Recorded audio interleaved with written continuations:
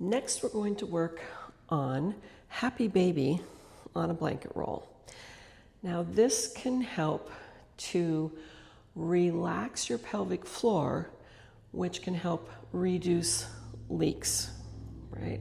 So you can have leakage for a variety of reasons, or the urge to go more often, right? And ideally, you want to try not to go and just empty, even if it's a small bit that's in your bladder, because then that sets sort of that pattern of having to go more often with smaller amounts.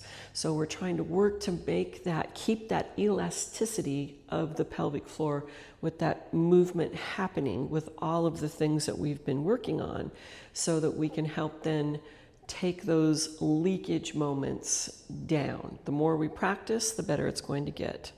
So, laying on your back, lift your feet,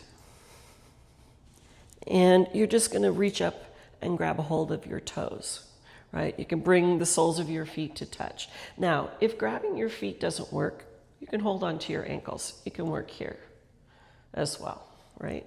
And so I'm just going to hook my first two fingers around my big toe and just open and close. Open, close.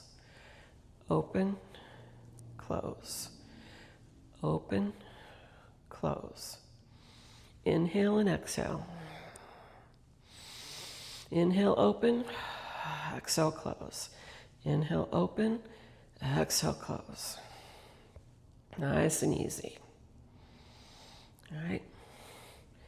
Like 10 to 15, 20 max. And that should do the trick for you.